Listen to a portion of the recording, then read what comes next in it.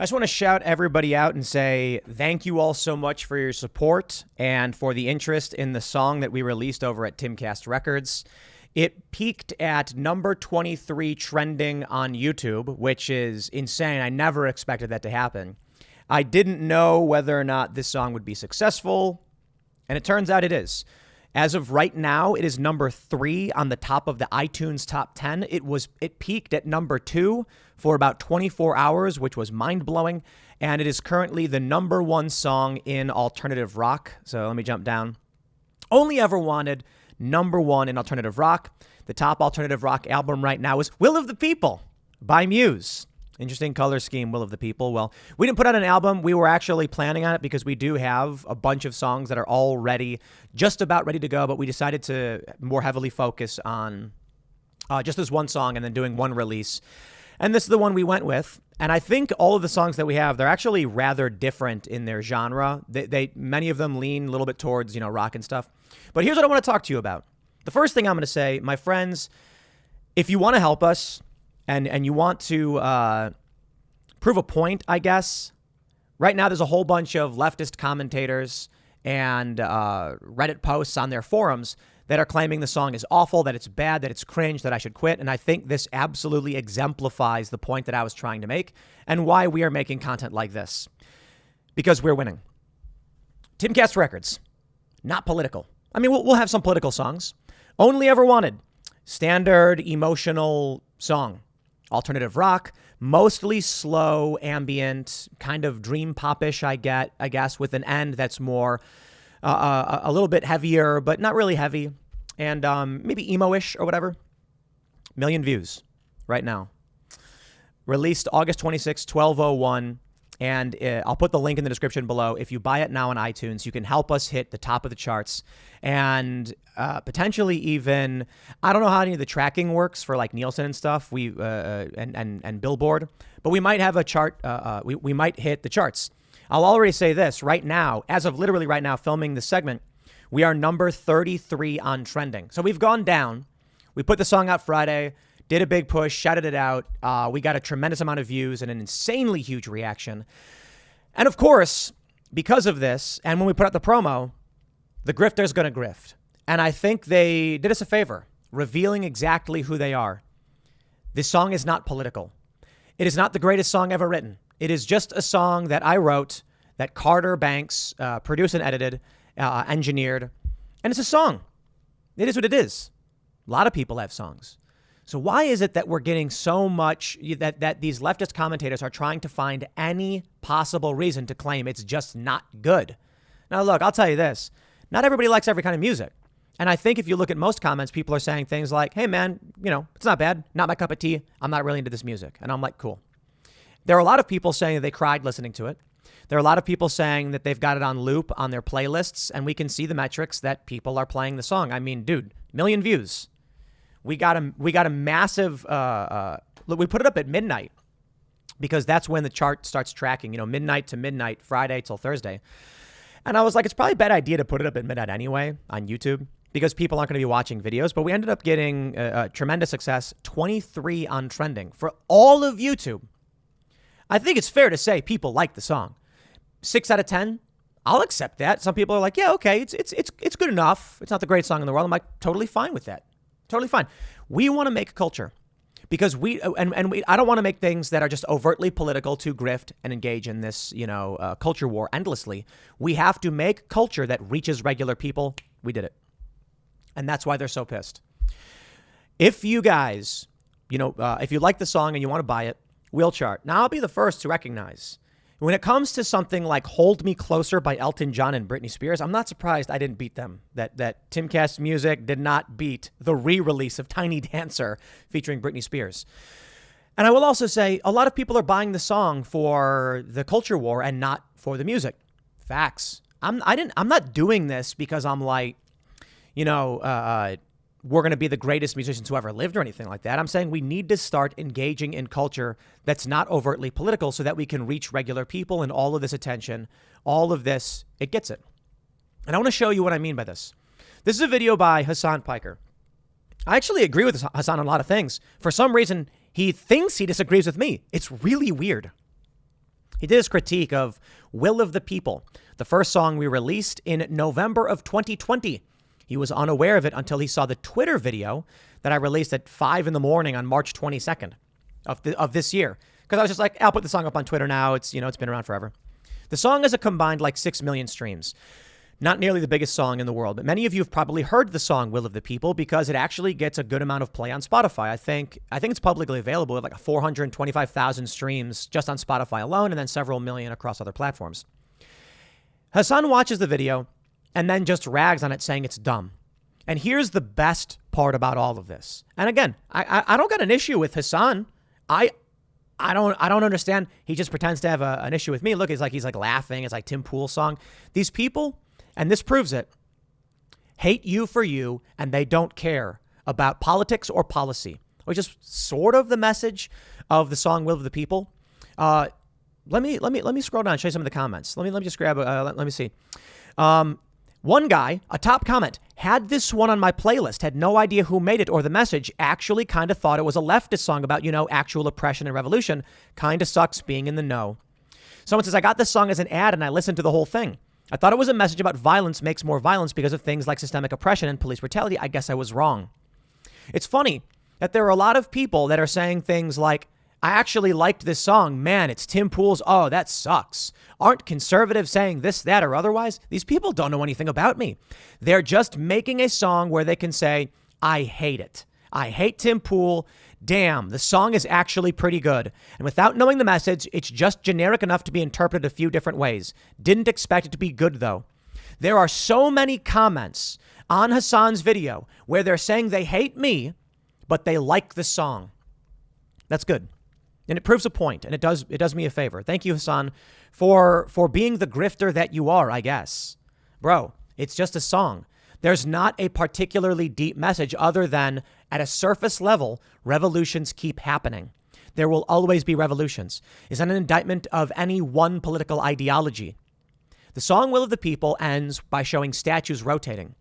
It is human history that there are always changes in government. That is the greater message of the song, that no matter what happens, someone will always be upset. Someone will always rise up. It is not saying you are wrong. It is not saying I am right. It is simply saying revolutions end with revolutions. That's a fact. That's the point of the song. The message is, a guy says this is what the people want. Then there's change. Then there's a guy who says this is what people want. Then there's change. And then in the end, it's the last words of the revolutionary who says, I wish I could find a way to go back to when there was peace. Blessed were those days we held in vain. Held in vain is the point. You can't hold on to it forever. Even with the Bolshevik Revolution, it ultimately ended. The Soviet Union collapsed. The American empire will not last forever. The point is, Hassan watches this, not through the lens of, do we have good music, but through the lens of, I hate Tim Pool. He's a conservative. Therefore, this music is bad. Here's another example. Hassan reacts to the promo, the new single Only Ever Wanted. And sure enough, they're just hating on it. For what reason? There's none. I got a comment from somebody, and I think it really exemplified everything. I want to go back and tell you exactly why this matters and why you should buy this song on iTunes. Link in the description below. Let me tell you why. I got a comment from someone saying, this is not possible. And I kid you not. They were saying, how is it possible that you have so many views? How is it possible that you're on the top of iTunes? This song is bad. You're bad. You shouldn't be able to do this. These people think they're the majority. The cult thinks they own culture. So these people are now shocked in the comments on Hassan's video. I actually liked Tim Pool's song. What? But it's Tim Pool. They think they're the majority. And then when they see that we're the number one alternative song on iTunes, we hit number 2. We dropped in on number 3. Totally fine. We can maybe hit number 1. It's a 69-cent song. They can't believe that they're not the dominant majority that everyone wants to be like. Simply put, Hassan is saying he hates my song, not because he really hates it. I got to be honest. He probably doesn't care one way or another. I'm not saying he does like it, but I don't think he actually hates it. I think what he's doing is saying Tim Pool sucks. Everyone agrees. Therefore, I'm going to make a negative video about Tim Pool's song. I'll tell you what I do.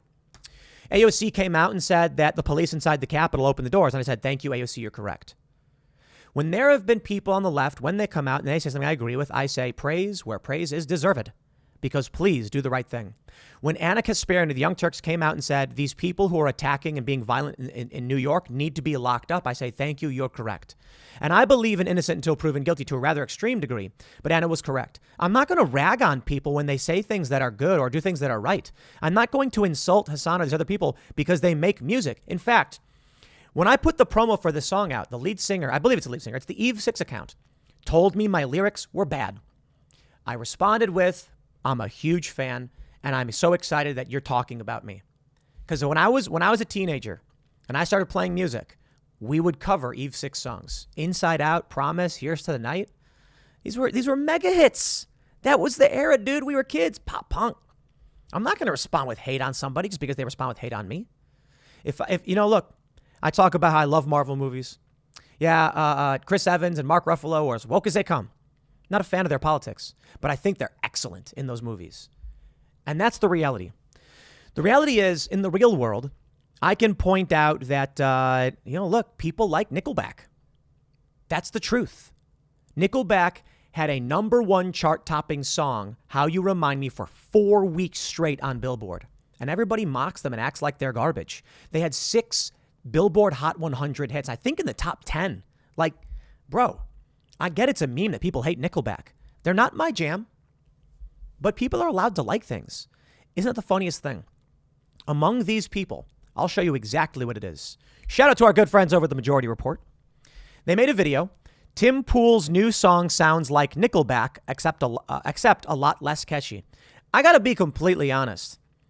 I would be, if we wrote a song that sounded like Nickelback, I don't think I could do it. They're a Billboard Hot 100 top band. But you see what they did. Let me tell you guys. Only Ever Wanted sounds literally nothing like Nickelback. People are saying it's a throwback to the 2000s. Okay. They're saying it sounds like Saves the Day or Seosin or Thursday. I'm like, yeah, I listened to some of those bands a little bit back then. I used to listen to Taking Back Sunday and Brand New. Still like their music. Mostly, though, I'm more into like modern indie rock stuff. The new Metric album is pretty awesome. But why would they come out and say it sounds like Nickelback? It doesn't at all. It's because they're just saying what they're supposed to say. I'm going to stress this for you guys. Nickelback is an extremely popular band. That's a fact. Multi-platinum, Billboard chart topping. But there are so many people who are scared to admit it, that they like Nickelback. Because of people like this, because it's a cult. So let me go back. Let me go back and tell you why we're making culture. And I'll stress this again. I write songs. I write a lot of really bad songs. And that's true for most people. You ask any major label artist, you ask any major songwriter, how many songs have you written? They might tell you a couple thousand, 5,000. I write songs all day, every day, and then I forget half of them because it's just not good. And that's the reality. Say, how many of the songs you wrote are good? And they're like, 15, maybe 100. How many are good? Okay, maybe 200 out of several thousand. But how many are good enough? 20. And you got massive competition. Here's what I'm going to do. For one, they're claiming, Hassan opens up his video by saying this is what happens when political commentators, have too much money and they engage in these projects. Bro, I've been releasing music longer than I've been doing political commentary. He's like, for real, dude. I have had music on the internet on various platforms for much, much longer than I have been making YouTube videos about politics. However, my entire life, I have been playing music and I was doing activism, nonprofit fundraising. Music and politics have always been my thing because I grew up on very political punk rock music. And then I was deeply involved in both. They want to make it seem like vanity projects and they want to insult it, but here's the reality. What's really bothering them is two things. They need to exist in this sphere that they're the majority. And then John Rich releases Progress, hits the Billboard Hot 100, hits iTunes #1 for like 12 days.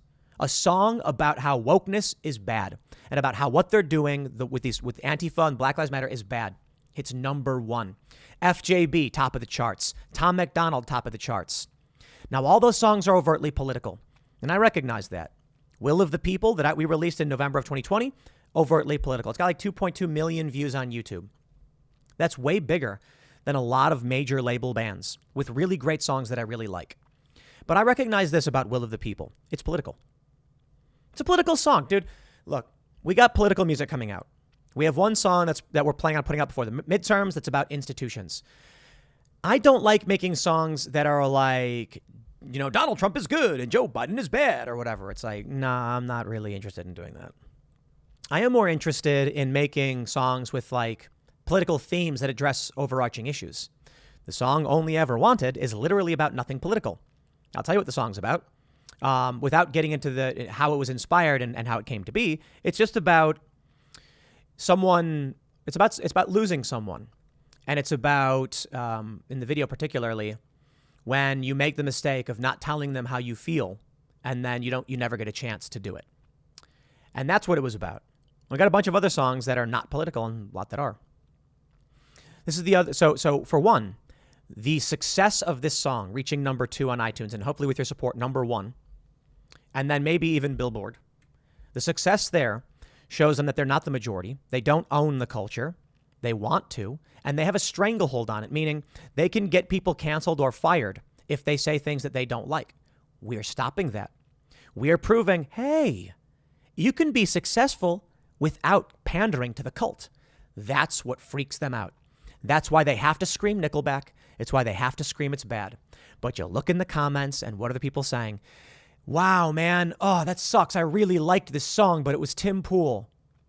That video from Hassan's from a couple months ago at Will of People, but there it is, proving my point. They do like the music. We can produce something good enough. Yeah, I'm not saying we're like the best music ever released, but it was enough that they liked it. It was generic, but it was a catchy song. But it was Tim Pool. And there it is. They don't hate the music. They hate you. So Eve 6 tweets at me. And yeah, I'm to this day a fan of Eve 6. And if I was a fan of Nickelback, I'd tell you. What I'll tell you is Nickelback has one of the best covers ever performed in Devil Went Down to Georgia. Hands down, the guitaring on that is amazing. I couldn't believe it was Nickelback. But they're pop music geniuses. So Eve 6 wants to rag on me. Fine. Dude's a lefty. Fine. I still love the music, man. They have Promise. If you guys remember it, I promise not to try not to F with your mind. I love that song. And Here's to the Night, classic. Obviously, everybody knows Inside Out. I would swallow my pride. What I think they want to do is they want to convince people that the only path to success is being with them and being on their side. But here's what's funny and sad. Eve 6 tweets that they don't like my song. They don't have to like my song. They're not obligated to. I'm a big fan of Metric. If Metric came out and said, you suck, I'd be like, still love your music, dude. That's a reality. You don't got to like me. Nobody has to. When I posted that I was so excited that I'm working with the former drummer of The Offspring and that Eve 6 is tweeting at me about this. Life isn't always about always being the best and always being on top. Sometimes it's just an experience. And I never could have imagined when I was a little kid that the former drummer of The Offspring, the first album I ever bought, one of my favorite bands of all time, would be writing music with me. It's like a privilege and an honor beyond words. If you would have told me when I was a kid, when you're older, that Eve 6 guy, that song you're playing right now, he's going to be talking to you, telling you suck. I'd be like, no way, dude. It's a smile on my face. I never thought I would matter that much to these people. When I posted that, some dude commented that Eve 6 sucked. That we were no better than Nickelback and all of these other things, just ragging on 90s and 2000s rock bands. And I responded with, Eve 6 has 1.6 million followers on Spotify. 1.6 million. A multi-platinum band. They are objectively good. You don't have to like them. You don't have to like their new music. They released a new single, Mr. Darkside, it's called. You don't have to like them at all. But to come out and claim that they're not successful making good music is insane. They're multi-platinum. People were rushing out to buy those songs. They were on TV and the radio nonstop. Even to this day, that song is from 1998. We're talking 24 years ago. If that song was released today, it would be a chart topper. But it's 90s music. Laughably absurd. They don't hate Eve 6. Everybody loves that song Inside Out. Okay, not everybody, but most, like a lot of people do. I'll say a lot of people. People have different tastes, it's fine. They just hate you. And that's what I'm working to do. Cast Castle. It's comedy. We have really funny shows. It's somewhat political because it addresses some culture war stuff, but mostly we're just making fun comedy. Tales from the Inverted World, true crime with some history mixed in. Paranormal and mystery, true stories. Pop culture crisis, not political. But none of those shows so far have been major successes. I'll tell you why they freaked out and why they're making these videos and why they're freaking out. Hassan made a video about Will of the People because it has like 6 million hits across the board, because people have it on their playlists, because they're actively listening to it on Spotify every single day, even leftists. And they're like, damn, I like that song. It's reaching them. And maybe it'll break some of these people out of the cult. Some of the people are commenting being like, Nickelback? This sounds nothing like Nickelback. The song's well produced. It is what it is. But why are you acting like it's pure garbage? Because they're lying to you, bro. I do not think we made the greatest song in history. I think we just made a song. Some people say it's really good and they love it. It's on their playlists. We hit number 23 on trending on YouTube. That's not an accident. That's people being like, I like this. I'm going to play it again. We are not even getting written about in the mainstream press. They're not picking up. So I'll tell you this. You look over at the iTunes list, Hold Me Closer, Elton John and Britney Spears. That's getting written about. God Did with Rick Ross, Lil Wayne, Jay-Z, John Legend, Friday, DJ Khaled. That's getting written about. Only Ever Wanted, Timcast. Not getting written about. Daily Wire wrote us up. That's cool. Post Millennial wrote us up. That's cool. But they are not talking about it. There's a big story when Pete Parada was fired from The Offspring because he suffers from Guillain-Barré syndrome, or is at high risk of it, I'm not entirely sure, and was recommended against getting the vaccine. They said, then you're fired. And that's insane to me. That's cult psychosis. And I was like, bro, I'd be honored if he'd play drums with me. The other day, we reached number 2 on iTunes. Above us, Elton John, Britney Spears. Not surprised we didn't beat him. I got to be honest. Tiny Dancer is one of the best songs ever made. God Did by DJ Khaled was below me on the list. I couldn't believe it. DJ Khaled is the top of all of the charts across the board. So I appreciate it. Both of those songs got written up in the mainstream press, but not us. Despite that, we still hit number 23 trending on YouTube, and people are listening to the song. With your support, maybe we'll hit even higher. With your support. But this is what I want to do. I'm not here to prove the left wrong or rag on Hassan. I'm not here to make videos where I'm like, Hassan's a grifter. I think he's grifting right now. I think so is the majority report. The song is not that bad, dude. It's clear. It's doing really well. So people clearly like it.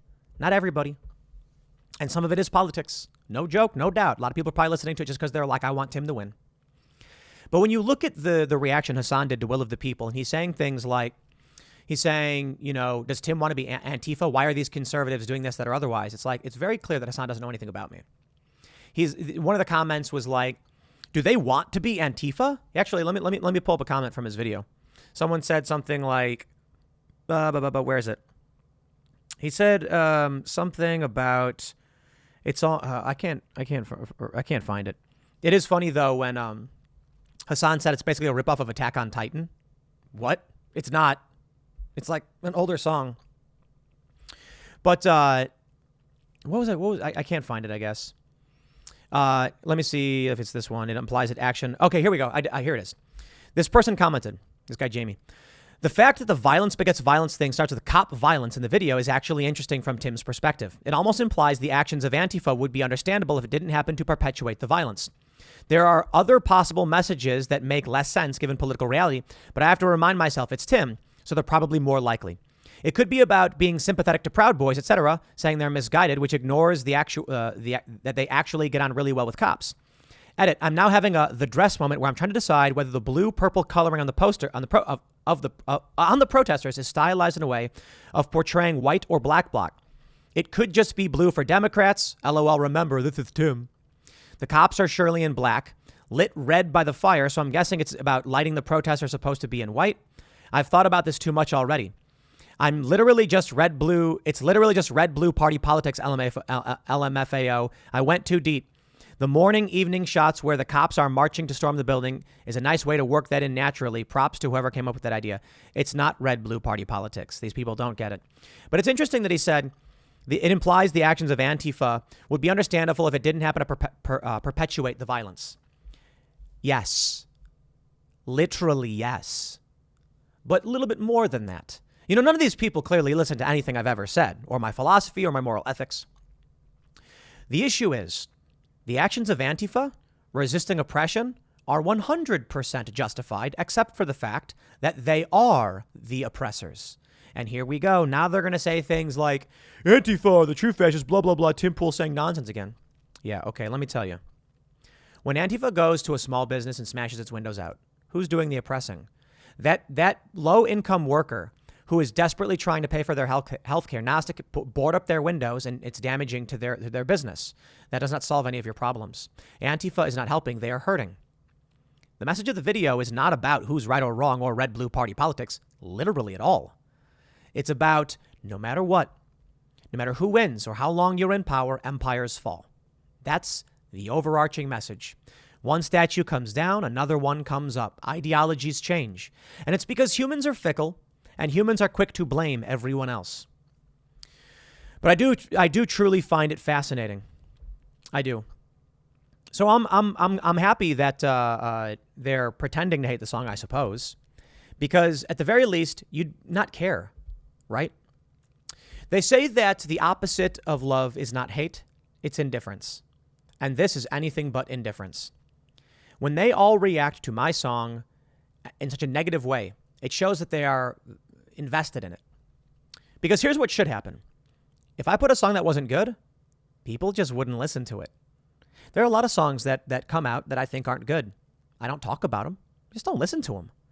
There's a bunch of Nickelback songs that I don't know. I know, here's how I think it's called How You Remind Me, because like everybody knows that song. And then there's look at this photograph, or is it called Photograph? I don't know the names of any of their other songs. And it's not because I think they're bad. They actually have 6 top 10s. You can look it up. You just look up Nickelback on Billboard. I just don't know the names of the songs because I don't like them. But I don't make fun of them. I don't rag on them. That's silly, huh? It's funny how they do that. Tim Pool sounds like Nickelback. Because they're saying, everybody, we've all decided collectively that as a cult, we have to hate this. I got bad news for you, friends. Number 23 top trending on YouTube from Friday night through Saturday. And as of right now, Only Ever Wanted is currently still trending at number 33. So there it is. If you want to support the work that I do, if you want to listen to the music, if you're ready for more, because we've got more songs to release and soon. We're going to be there's a couple songs that I've written that just don't translate to full production that we're going to record, and we're going to put them up. Probably by next week, we'll have another song ready to go, and I think it's going to be words in a book. We used to do Friday night jam sessions, and I'll tell you this: terrible performances by me. I've been playing music since I was 7 years old. Started playing drums. I have been doing music more than anything else in my life. And talking for 5 hours every day. It's actually more than that because I talk to other people in between my shows. Talking for, 5 or 6 hours per day, all day, and then trying to sing on a Friday night, it just ain't happening. But you can listen to some of the songs and get the idea for demo versions because we released them all. They were live on Timcast IRL. A lot of people made covers. Well, now I've reduced the amount of content that I produce. Now we're down to from like 5. It was like 4.5 hours of content to about I think 2 hours and 45 minutes per day. I think. And we're going to record on a weekend. Probably today, I think we're going to record some songs for release next week with some high quality mics and everything. And it's just going to be like an unplugged session. And I don't know if you like the songs, but I know how to play the guitar and sing. I don't think I'm the greatest singer in the world. I think I'm okay. I don't think I'm the greatest guitar player in the world. I can play the guitar. And I can write some songs. And if you listen to the top songs in music right now, they're very, very simple. They're not overly complicated. You don't need to be Adele, hitting those high notes, or who has a really good range. Hayley Williams has a really, really powerful range, going really high and really low. And I think Mariah Carey had one of the best ranges. Yeah, I'm nowhere near as good as any of them. Wait, did I just mention a bunch of women? Who are the dude singers? I don't know. Michael Bolton wait, who's a really good Frank Sinatra? I don't think I'm anywhere near any of these guys, but we're going to put out music. I'll tell you this. Final thoughts. The reason they're mad, we got a hit. Number 23 trending on YouTube, I'm blown away. And number 2 on iTunes. You can't claim that's because of the haters. You can't claim people are listening to the song. And there you go. We're going to put out more, and I don't even think this is the best thing we've ever done. The reason I wanted to put out Only Ever Wanted first, if for those that are familiar, the original plan we were going to do, Muse basically knocked off. I've been talking about how we had a concept album about politics and about Will of the People being the launch of that. And we have a bunch of stories. We have one song that the working title is called Oligarch, and it's about the rise of oligarchy in the post-Soviet countries. It is not in and of itself a political song. The song doesn't say like in the Soviet Union, but no, the song just is about a guy who is like a mob boss. But it's an allusion to how people come to power through violence. And it's just a song. In fact, I would say it's more like Putting on the Ritz, a guy telling a story about how he's coming up in the world. We're doing songs like that, and that was the original plan. But Muse, they basically put out what I talked about doing 3 years ago. So whatever. I'm a big fan of Muse. Some of the songs off the latest album I think are pretty good. I'm not a big fan of all of it, and I'm a bit disappointed. I'm not trying to be a dick or anything. I'm a huge fan of Muse. I can play a bunch of their songs. But I am kind of salty that they, I personally believe they intentionally ripped off Will of the People's concept, but whatever. We decided to change it. And the reason I went for Only Ever Wanted was because it was our most unique song. And to be honest, wasn't my favorite necessarily. We have a bunch of songs, and I'm more into like punk and indie and stuff, like I mentioned, Metric. But whenever people would hear this one, it's the one that they would be humming, the one I'd hear them singing, and the one they'd be like, wow, that's really good. And I'd be like, really? It's like, okay, we'll go with that one. We have a couple other ones. I have one that's I'm really excited for that I don't even know what genre it is. It's probably alt rock, but it's got it's like electric and weird, discordant and things like that. Anyway, look, I'm not going to rant. Doing a special video on a Sunday because I'm eternally grateful to everybody who supported the song, who has helped us reach such a peak level. We're nowhere near as big as DJ Khaled or any of these other bands or anything like that. I'm not trying to. I'll put it this way: I am trying to be the best. Always, you're always striving to be the best. I'm not going to come out and pretend like I am. I'm going to make the songs that I think are good, and I'll tell you this: full disclosure, the budget on this song, a couple grand, if that. It's just like labor costs. The budget on the music video, couple grand, no joke. There are people trying to claim that we dumped a bunch of money to hire musicians and doing all this stuff. We didn't. It doesn't cost that much money. It's just, it's crazy, really. I got to be honest, you guys. It took maybe a month to get the song right. A lot of back and forth, a lot of notes, some changes, coordinating with Pete from, because he doesn't live where we out by us. It didn't cost that much. We recorded in the castle in a room that's like, I think it's 12 by 12. And then we have a little sound booth that we made in a closet with sound foam and sound curtains. I think anyone who's a pro is going to listen and be like, we get it. A little rough around the edges there, buddy. But it's crazy that there are even people claiming that I dumped a bunch of money to hiring a bunch of pros and stuff like that. It's like, if anyone cost a lot of money to get in there, it was me. Like taking time out and doing the work. Everybody did this on a budget, man. It's possible if you do something well. And then I'm not going to forget the fact that it really comes down to this. Here's the secret to music, my friends. I have gotten hit up by major label companies, the peripheral companies. I have talked with people high up in the industry, and they say, we'd love to work with you. Why? Isn't it obvious? You have followers on Twitter and YouTube. Why do you think it is that these musicians that are on the top of the charts hit the top of the charts? Do you think it's because of the greatest songwriters in the world? Fortunately, it's not. It's because they have reach, and it's because they have fans. So here's what happens. A lot of bands make music, and people know the music, not the band, not the singer. And that's why a frontman has always been a key component for the music industry. It's why they would take attractive young women, write songs for them, have them sing it, and then publish it. And people would be like, I love that song by so-and-so, because the celebrity is what's needed to sell. That's the reality of all music. And every so often, somebody's not a celebrity, they write a song that's so good, they make it. But there are so many people who write way better songs than I wrote here that never will. We want to find them. We want to help them out. We are about doing good art and making big changes in the culture. So that's the secret, man. It's unfortunate, but it's true. Major labels are looking for marketability. You could have the best song in the world, but they're going to say this. For every dollar we spend, how many dollars do we get back? It's a really good song, my friend, but we're not interested. That song, Wet Ass Pussy, that's going to make money, both on the controversy and the beat. We put $1 in that when we get $10 back, that's the song we're making. That is to say, if every single person who was a fan of metal or alt rock bought the music, literally paid for it, Amazon Music, iTunes, or wherever else, those songs would be at the top of all of the charts. One purchase of a song is the equivalent, according to Billboard, of around 150 streams on a music service. At least that's what they say. I don't know if it's true. That means if you're a fan of any band, All That Remains, Phil Labonte, he's awesome. If y'all went out and every one of his fans bought the song instead of just listening to it or playing it on YouTube, he'd be Billboard Hot 100 because you don't need that many relative to what these other artists are getting. But this is what happens. Nobody wants to pay for the music. Everybody wants it for free. So what happens? The lowest common denominator, and I'm not saying this is an insult, the music with the most appeal, the lyrics will be at a third grade level. Again, not trying to insult anybody. This is the fact. Third grade level songs about simple concepts like love and emotion. That's what makes the top of the charts, dance music. Because dancing anybody can dance. You want to write a powerful song like Will of the People, where, it's got a strong message about the cycle of violence in history. I did not think that thing was gonna chart. Full disclosure, had we properly released it, it actually would have.